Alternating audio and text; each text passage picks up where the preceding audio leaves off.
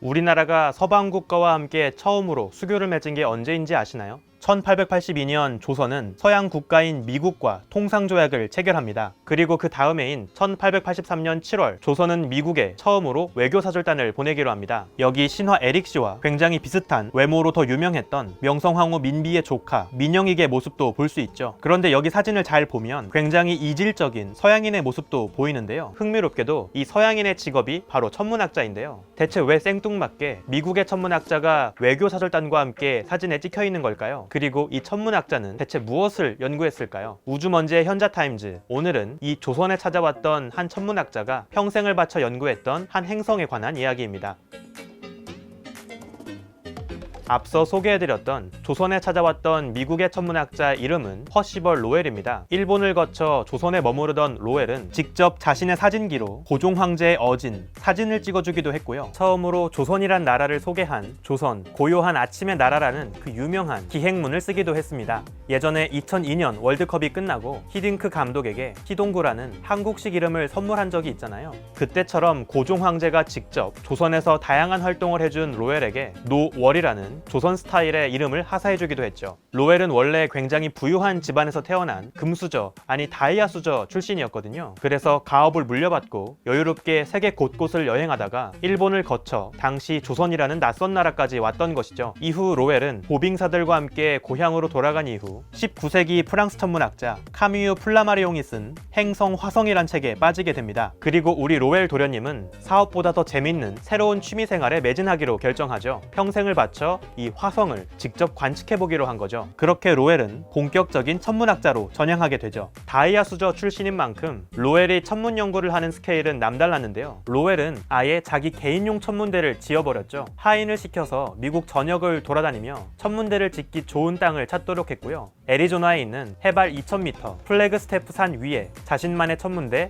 로웰 천문대를 건설했죠. 자기 개인용 천문대라니 이런 게 진짜 플렉스 아닐까요? 이곳에서 로웰은 아주 오랫동안 화성을 관측하게 됩니다. 그러던 중 1894년 로웰은 아주 흥미로운 주장을 제기하는데요. 화성 표면에 누군가 인공적으로 만든 물길, 운하가 있다는 주장이었습니다. 사실 화성 표면에 뭔가 거뭇거뭇한 게 보인다는 이야기는 아주 오래 전부터 잘 알려져 있는 사실이었습니다. 1858년 화성을 관측했던 이탈리아의 안젤로 세키는 화성 표면에서 어둡게 보이는 얼룩을 발견합니다. 그는 이것이 지구에서 물이 채워진 바다와 같다고 생각했죠. 그리고 이 얼룩진 지역을 카날레라고 불렀습니다. 이후 1877년 이탈리아의 스키아파렐리는 보다 더 좋은 망원경으로 화성 표면에서 선명하게 쭉쭉 그어져 있는 어두운 물길 같은 흔적을 발견하죠. 그리고 스키아파렐리는 이 지형을 보고 자연적으로 생긴 물길을 의미하는 카날리라고 불렀습니다. 이때까지만 하더라도 화성 표면에 있는 거뭇거뭇한 흔적은 화성에서 물이 흐르면서 생긴 자연스러운 강줄기와 같은 거로 여겨졌죠. 사실 19세기 후반 당시는 우리 이근 대위께서 해적을 소탕했던 수에즈 운하 그리고 파나마 운하 등 거대 운하들이 개통되던 시기였습니다. 그래서 더욱 자연스럽게 화성 표면에서 발견할 수 있는 거뭇한 물길의 흔적들이 인공적으로 건설된 운하라는 상상을 더 쉽게 할 수 있었죠. 직접 화성을 바라보며 한창 화성에 푹 빠져있던 우리 로웰 도련님도 화성 표면에서 이런 흔적들을 발견합니다. 심지어 로웰은 단순히 자연적으로 생긴 물길을 의미하며 스키아파렐리가 카날리라고 불렀던 이 물길들을 인공적인 운하를 의미하는 카날로 오역하는 실수를 하게 되죠. 어벤져스의 어머니의 버금가는 굉장한 파급력의 초월 번역이었죠.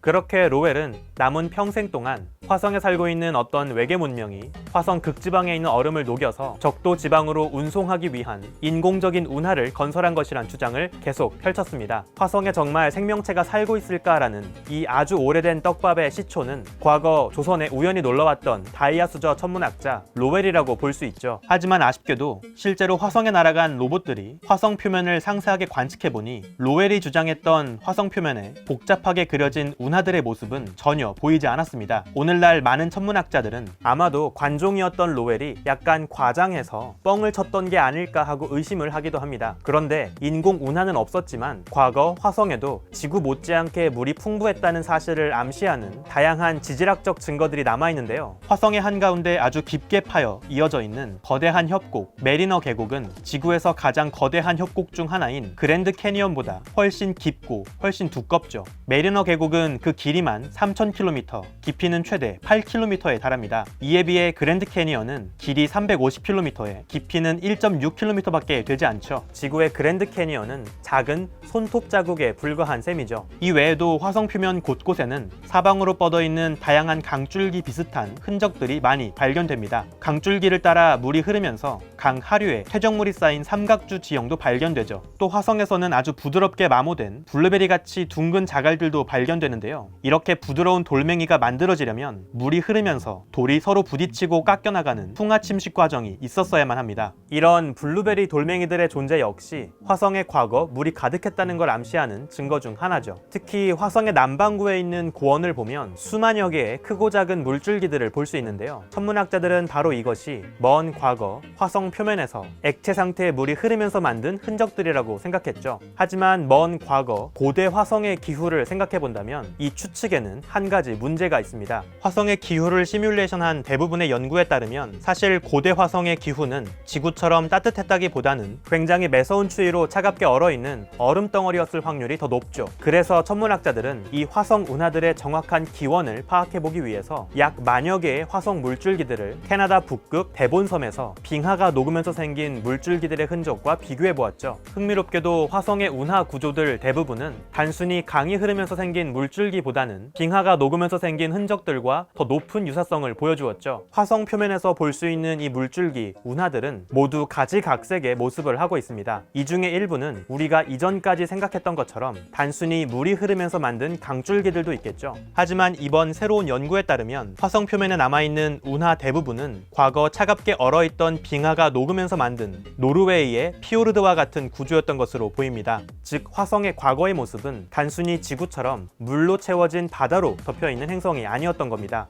사실 화성의 과거는 차갑게 꽝꽝 얼어있는 얼음덩어리, 빙하로 뒤덮인 붉은 행성이었을 확률이 더 높습니다. 그렇다면 과거 화성에도 생명체가 존재했을 것이란 기대는 무너지게 되는 걸까요? 아니요, 그렇지 않습니다. 오히려 과거에 생명체가 존재했을 가능성이 더 높아지죠. 사실 인류가 당장 화성에 가서 정착해 살 수 없는 가장 큰 이유는 화성 표면에 쏟아지는 태양풍과 우주 방사선으로부터 우리를 보호할 수 있는 강한 자기장 보호막 쉴드가 없기 때문입니다. 과거 화성도 지구처럼 물과 얼음, 대기권을 갖고 있던 행성으로 보이지만 태양에서 날아오는 강력한 태양풍에 그대로 노출된 화성은 진작 대기와 물이 모두 우주 공간으로 날아가 버렸죠. 태양풍이 화성에겐 탈모 빔의 역할을 했던 셈입니다. 만약 과거에 화성 표면이 이런 두꺼운 빙하, 얼음으로 덮여 있었다면 얼음층이 보호막 역할을 해주기 때문에 훨씬 더 태양풍에 오래 견딜 수 있습니다. 화성은 자기장이 너무 약해서 태양풍에 그대로 노출되어 있었지만 표면을 덮고 있는 두꺼운 얼음 빙하가 있었다면 그 얼음 아래 화성의 바닷속에서는 화성의 물고기들이 오랫동안 살아있을 수 있다는 거죠.